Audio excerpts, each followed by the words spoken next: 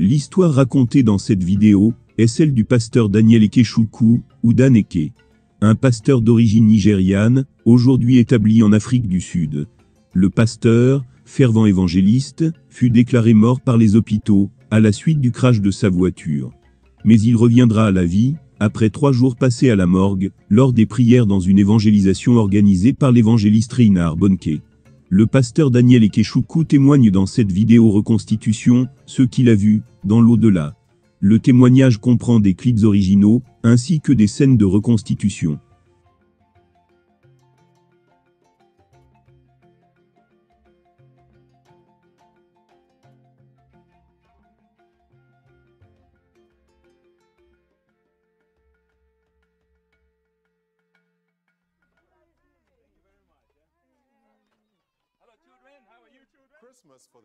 La période de Noël a toujours été pour la famille Ekechukwu une période de célébration. La célébration de la naissance du Christ, ainsi que de l'amour des amis et de la famille. Mais cette fois, les choses étaient différentes. En surface, tout semblait bien. Mais à l'intérieur, Daniel bouillonnait de colère et de manque de pardon. Il s'était récemment querellé avec sa femme et nourrissait toujours un profond ressentiment. J'ai eu une querelle avec ma femme le jeudi. Et la petite querelle que j'ai eue avec ma femme, je fronçais les sourcils contre elle. Le jeudi soir, elle était venue frapper à la porte, je ne lui ai pas ouvert la porte. Puis le vendredi matin, elle est venue frapper à la porte. Non, plutôt le vendredi matin, quand elle s'est réveillée et que je suis sorti, elle a dit bonjour darling. Je n'ai pas accepté, je n'ai pas répondu. Je ne lui ai pas parlé. Je continuais à garder le silence, et je suis parti ce vendredi matin. Elle m'avait offensé. La colère de Daniel l'avait tellement aveuglé, qu'il n'a même pas vu son fils ce jour-là.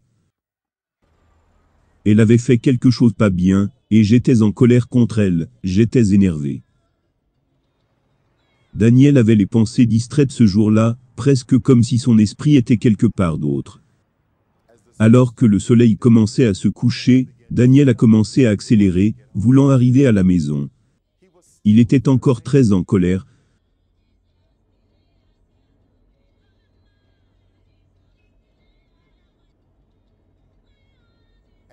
Alors qu'il descendait l'un des chemins de terre abrupte, il a commencé à appuyer sur les freins, mais il n'y avait pas de réponse. Daniel a commencé à pomper les pédales furieusement, mais en vain.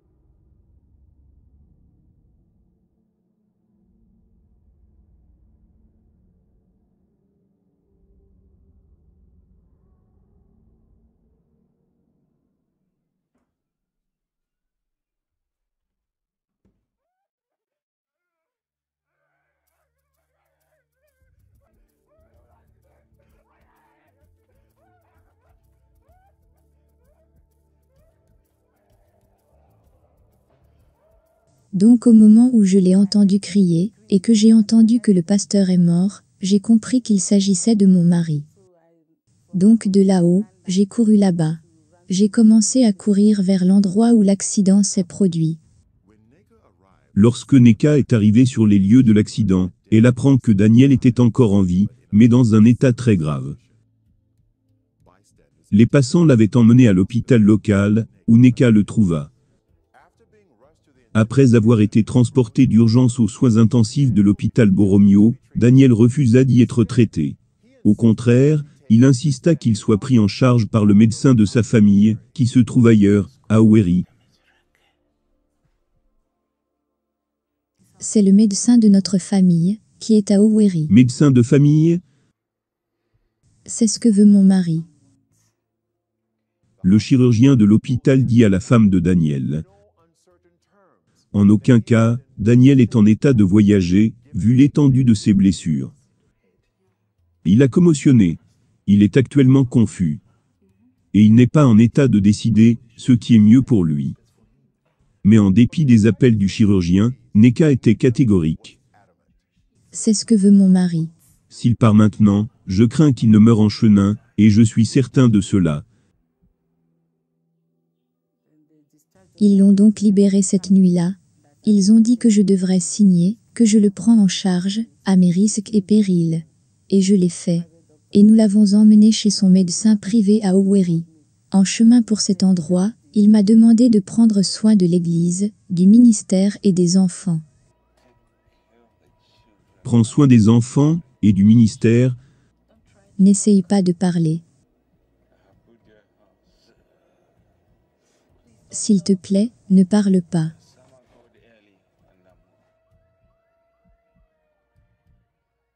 Dans l'ambulance qui m'a pris, ainsi que ma femme de l'hôpital, nous allions à grande vitesse en urgence, dans un meilleur hôpital.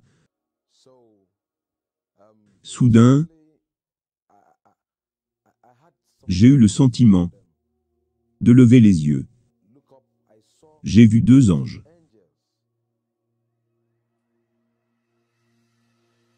Quand Daniel a vu les 2 anges, il voulait que sa femme le sache, mais l'ange a indiqué qu'il devrait garder le silence. Immédiatement, le pouvoir de parler fut retiré de Daniel. Neka a commencé à pleurer, craignant que Daniel ne meure. Les anges ont pris Daniel par les épaules et l'ont sorti de l'ambulance.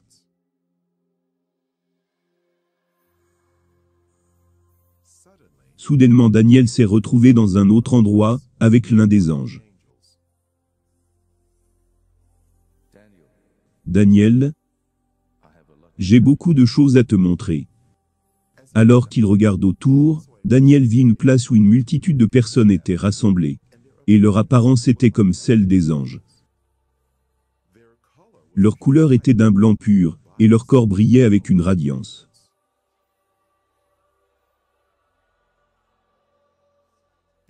À cause de leur apparence similaire, Daniel pensait qu'il voyait un rassemblement d'anges.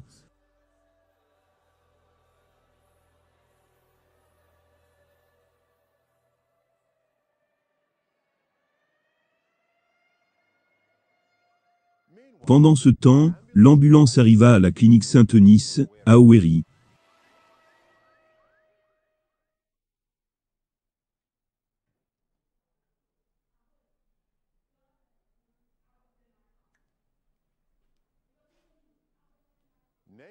Neka et un ami de la famille attendaient en retenant leur souffle, tandis que le docteur José Anebonois examinait le patient.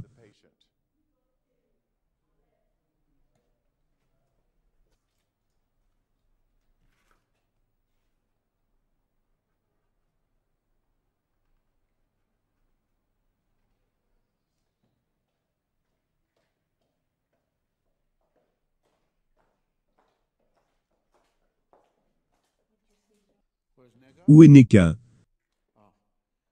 Je suis désolé, je suis désolé. Je ne pouvais pas faire grande chose. Je suis désolé. Voici le certificat de décès, donne-le à la mutation. Ils s'occuperont du reste. Je suis désolé.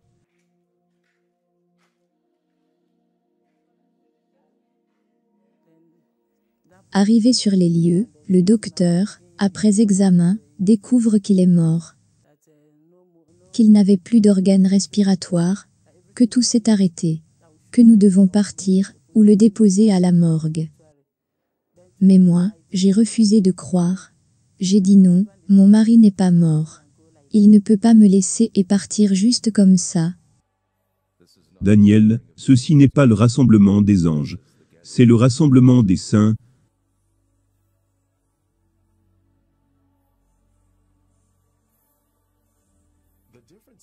Les différences entre les saints et les anges étaient subtiles. Leur couleur est d'un blanc pur radiant, de leurs cheveux jusqu'à leurs pieds. Mais la différence est que les anges ont des ailes, alors que les saints n'en ont pas.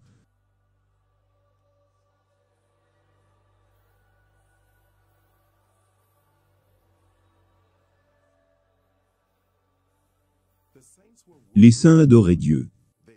Ils adoraient Dieu d'une seule voix, et levaient les mains tandis qu'ils chantaient.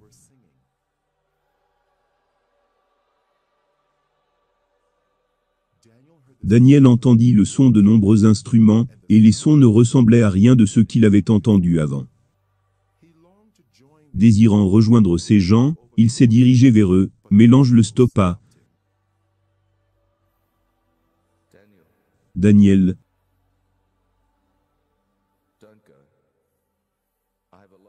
j'ai beaucoup de choses à te montrer. Prends cette farde et prends note de tout ce que tu verras. La multitude que Daniel a vue regardait tous une lumière brillante qui brillait comme le soleil. C'était la source de toute la lumière de l'endroit. C'était une lumière immense, lourde, qui venait sur eux là-bas. Ils étaient tous en train de regarder cette lumière, comme s'ils y voyaient quelque chose. Mais moi, je ne pouvais pas regarder cette lumière. Je ne pouvais pas regarder cette lumière, parce que c'était si dangereux pour mes yeux. J'essayais d'esquiver pour voir à travers, mais eux regardaient directement. Moi je ne pouvais pas.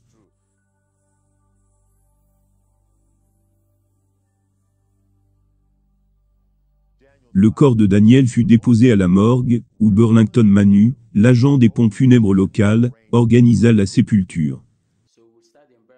Nous allons commencer la procédure funèbre, j'aurai besoin de 1000 néras. Amenez-moi les gants, ces habits, trouvez un cercueil, puis donnez-moi 2 jours de délai, avant de venir pour le retirer. C'est ok pour vous? C'était le 30 novembre 2001.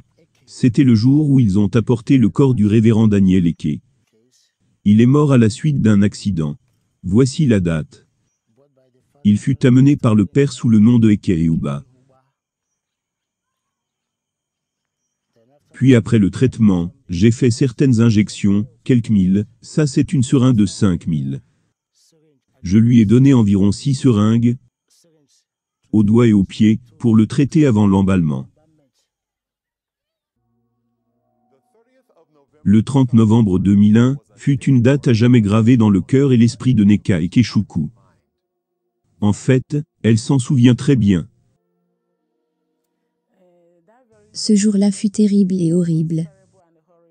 J'étais très triste. Mais la parole de Dieu m'est apparue, dans Hébreux 11 verset 35, c'est écrit. Des femmes ont retrouvé leur mort par la résurrection. Donc quand j'ai lu ce verset, j'ai dit, des morts revenus à la vie. Des morts, j'ai commencé à méditer sur cette parole de Dieu. J'ai dit les morts, mais mon mari est l'un des morts, qui doit revenir à la vie.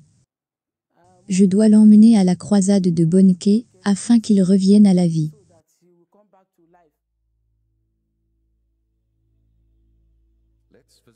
Allons visiter les demeures que Jésus est en train de préparer pour son peuple. Immédiatement, Daniel était dans un nouvel endroit, avec des demeures radieuses à perte de vue. C'était incomparable à tout ce qu'il connaissait sur la terre. Bien que l'apparence ressemblait à des buildings, la structure était inhabituelle, construite avec des matériaux non terrestres.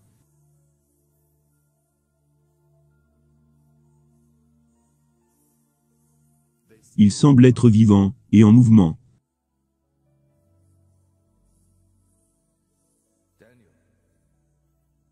Daniel, Jésus a achevé son travail. Les demeures sont prêtes, mais les saints ne sont pas prêts.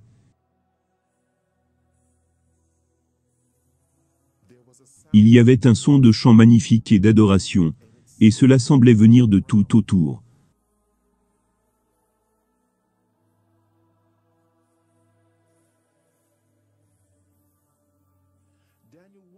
Daniel se demandait d'où le chant pouvait venir, parce qu'il n'y voyait aucune personne. Daniel, l'adoration que tu entends, vient des fleurs.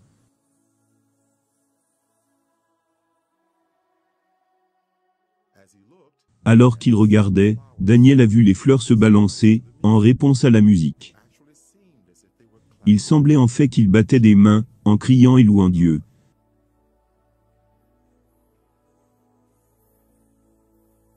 Ils attendent les saints.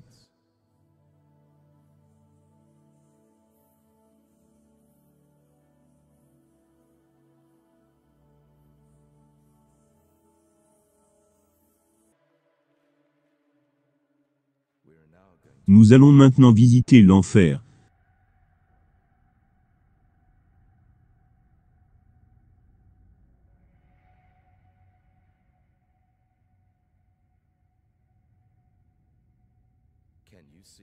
Peux-tu voir les portes de l'enfer? L'ange a levé la main, et alors qu'il la baissait, les portes se sont ouvertes dans un grand bruit.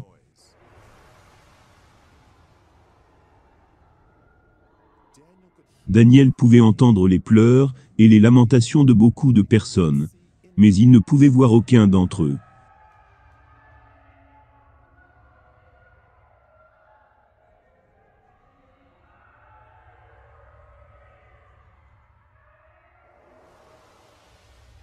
Et une lumière brilla du corps de l'ange, dans l'obscurité, afin que Daniel puisse y voir plus clairement.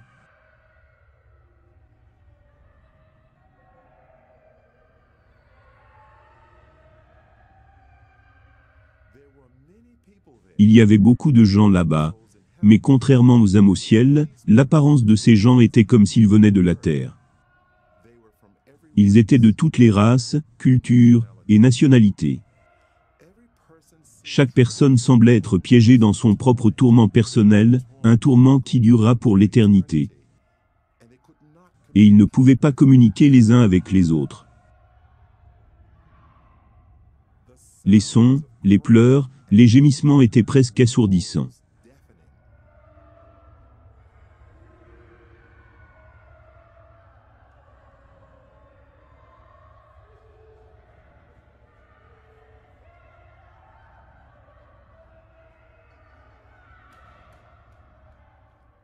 Tout à coup, ils ont semblé avoir pris conscience de la présence de Daniel, et ont commencé à crier à lui pour de l'aide. Et ils criaient uniquement à Daniel, comme s'ils ne pouvaient pas voir l'ange.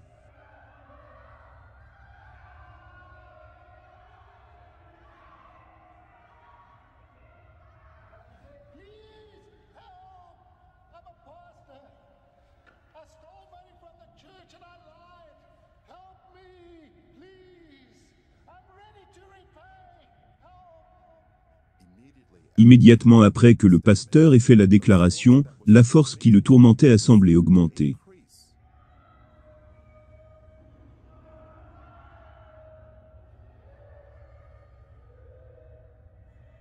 Ces gens avaient de la chair, mais pas de sang. Et ils semblaient presque tous être dans le feu, mais aucune flamme ne pouvait être vue.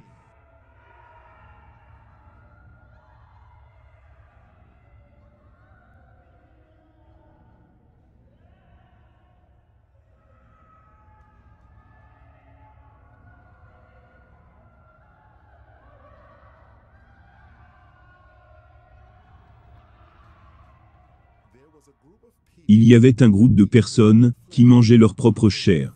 Ils vomissaient ce qu'ils mangeaient, et leur chair repoussait. Cela était dans un cycle sans fin, de tourments.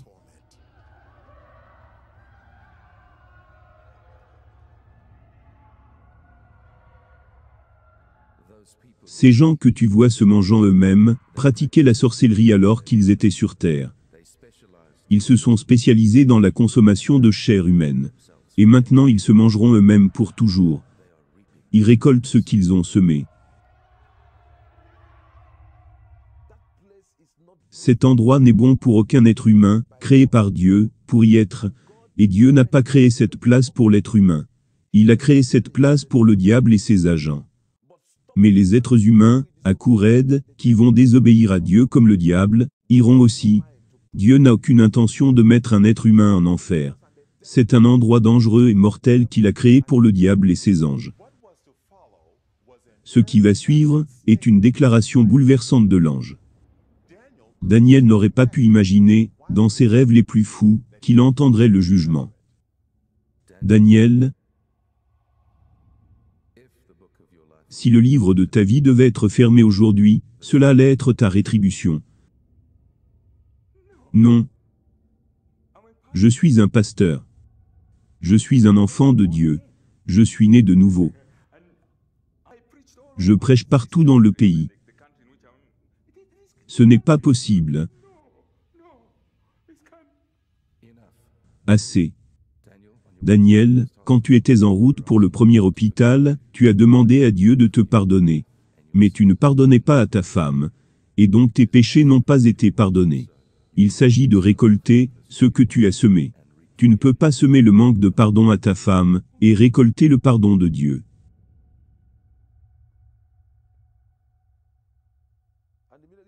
Et immédiatement quand il a fait cette déclaration, mon esprit m'a convaincu que ce que l'ange m'a dit, le jugement sur moi, était vrai. Je n'ai pas objecté, parce que je me souviens que j'ai eu une querelle avec ma femme le jeudi. Et la petite querelle que j'ai eue avec ma femme, j'ai froncé les sourcils contre elle. Puis le jeudi soir, elle a frappé à ma porte. Je ne lui ai pas ouvert la porte. Puis le vendredi matin, elle a encore frappé à la porte. Non, plutôt le vendredi matin, elle a frappé à la porte, et je suis sorti. Elle a dit, « Bonjour darling ». Je n'ai pas accepté, je ne lui ai pas répondu. J'ai gardé le silence contre elle, et je suis parti le vendredi matin. Ma femme m'avait offensé, elle avait fait quelque chose qui ne s'était pas bien. Et j'étais en colère contre elle. J'étais énervé, je n'ai pas accepté son bonjour. J'ai quitté le vendredi et lors de mon retour, j'ai eu l'accident et mouru. Et donc l'ange me dit, parce que ma femme m'avait offensé, et je n'ai pas pardonné à ma femme, et j'arrive devant Dieu et demande à Dieu de me pardonner. Il ne me sera pas pardonné, et que cet endroit allait être ma rétribution. Et donc je pleurais et criais. Je n'ai pas rejeté le jugement. Le jugement était véridique, parce que je savais dans mon cœur que j'étais en colère contre ma femme. Je pensais même comment la punir. Ma femme m'a donné une gifle, qu'est-ce que je vais lui faire? Dans mon cœur j'étais énervé, et Dieu a jugé mon cœur. Et alors que je pleurais, criais et criais. Je disais, regarde comme j'ai détruit mon âme, regarde comme j'ai détruit mon âme. Pendant que je criais et pleurais, j'avais peur. J'avais les larmes partout sur moi.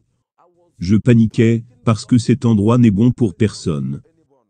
Et la façon dont toute chose avait l'air, si Dieu voulait m'y jeter, rien n'allait l'empêcher.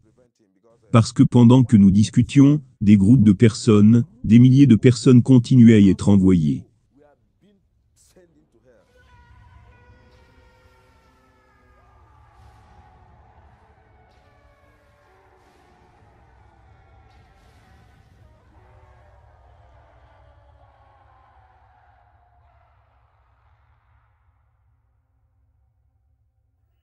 Et moi j'avais conclu dans mon cœur que je devrais faire quelque chose pour que mon mari revienne.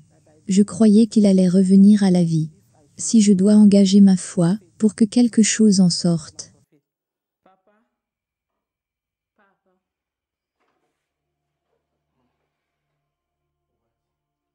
Nous devons prendre son corps pour l'église. Quoi? Nous devons amener le corps de Daniel à l'église.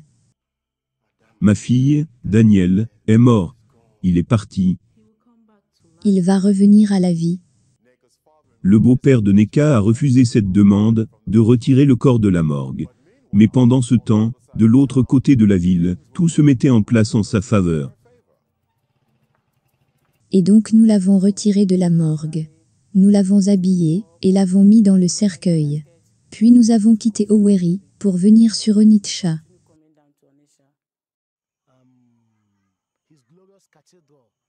C'était à Glorious Cathedral, Grace of God Mission, dans Anambra, sur rue Imo, où le révérend Bonnke y tenait une croisade. Elle m'a dit qu'elle allait envoyer le corps à la croisade pour que le révérend prie pour lui, pour qu'il revienne à la vie. J'ai commencé à rire. J'ai dit, ce corps-ci, ok, paye le reste de la facture. Puis nous avons habillé le corps. Quand j'ai fini, j'ai appelé mon assistant pour me joindre. Elle avait loué une ambulance. Elle est allée acheter un cercueil blanc pour l'y mettre. J'ai dit, ok, je vais venir avec 2 personnes, je veux être témoin. Quand nous sommes arrivés là, avec notre sirène, il y avait de la tension partout. La sécurité, des personnes sont venues.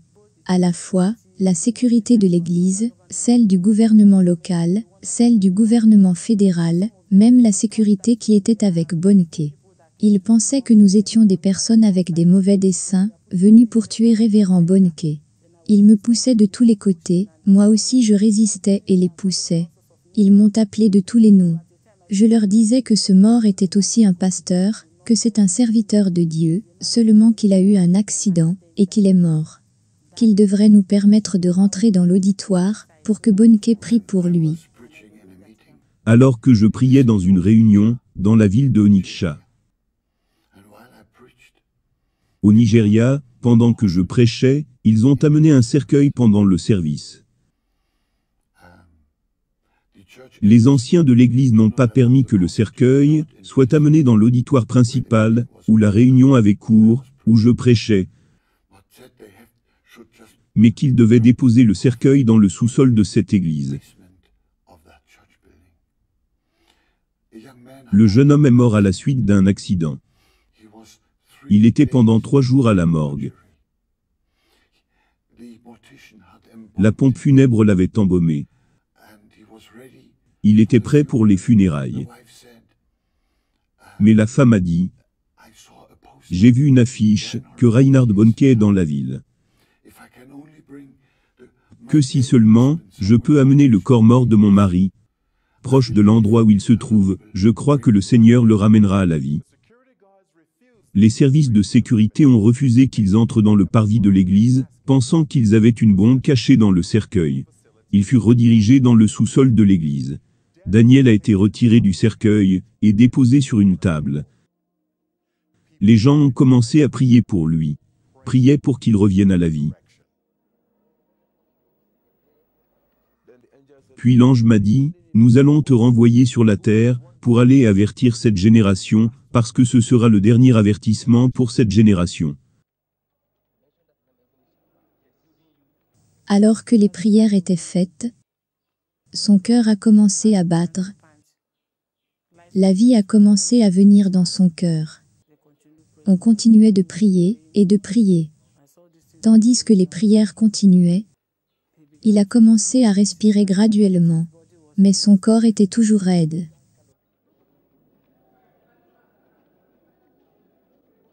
Je me suis vu moi-même être retenu par beaucoup de gens.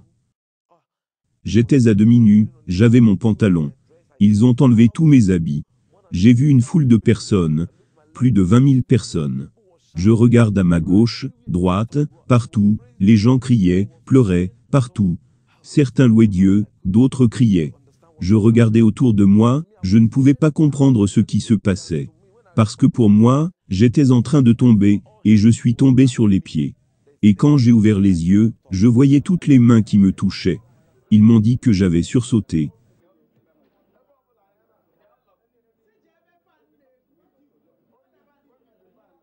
J'ai vu cette grande cathédrale. C'était une grande cathédrale. Je regarde sur ma droite, sur ma gauche, devant, derrière, l'endroit était rempli de gens. Certaines personnes criaient, d'autres parlaient de cercueils, d'autres de morgue, d'autres de 3 jours. Je ne comprenais pas ce qui se passait, parce que pour moi, mon expérience n'avait pas duré plus de 15 minutes. Donc je ne savais pas, ce qu'ils entendaient par, depuis 3 jours. Pour moi il n'y a pas eu de nuit, il n'y a pas eu de jour. C'était seulement à ce moment-là, dans lequel j'étais.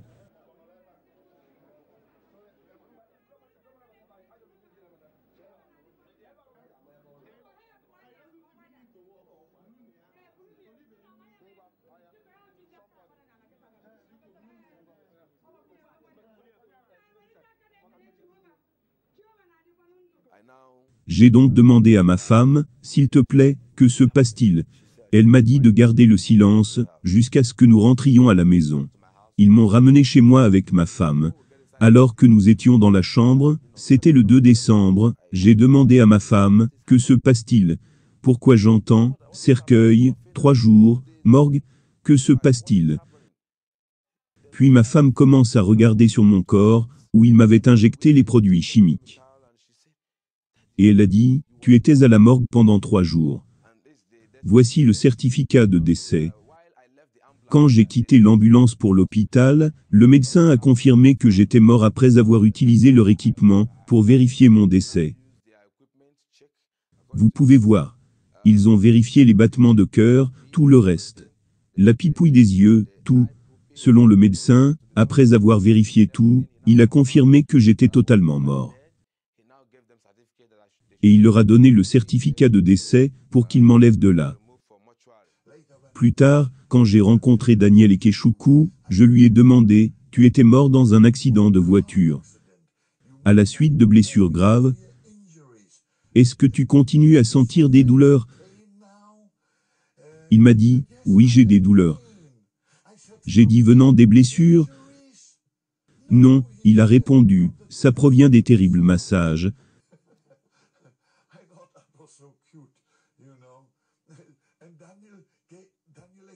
Daniel Ekeshuku m'a donné son certificat de décès comme cadeau.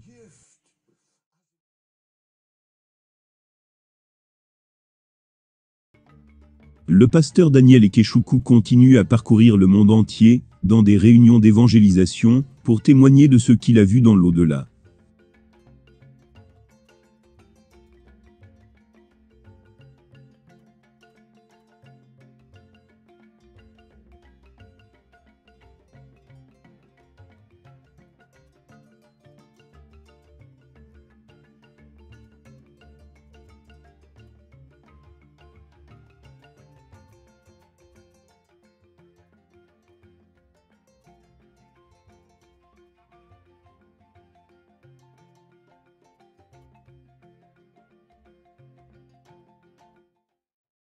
Chers amis, merci pour le temps passé sur cette vidéo. Nous espérons qu'elle vous a béni. Si vous désirez avoir une relation personnelle avec Dieu, à travers la personne du Seigneur Jésus-Christ, vous pouvez simplement faire la prière suivante, du plus profond de votre cœur. Dites, audiblement, Seigneur Jésus-Christ, je reconnais que je suis une personne qui a péché contre Dieu. Je reconnais que c'est par amour, que tu es mort à ma place, à la croix du calvaire, pour me sauver. Pardonne tous mes péchés. Viens dans mon cœur, et réconcilie-moi avec Dieu. Je t'accepte aujourd'hui, comme mon sauveur personnel et mon Seigneur. Amen. Si vous avez sincèrement fait cette prière, nous croyons que le Seigneur Jésus-Christ viendra à vous, et vous guidera. Dieu vous bénisse.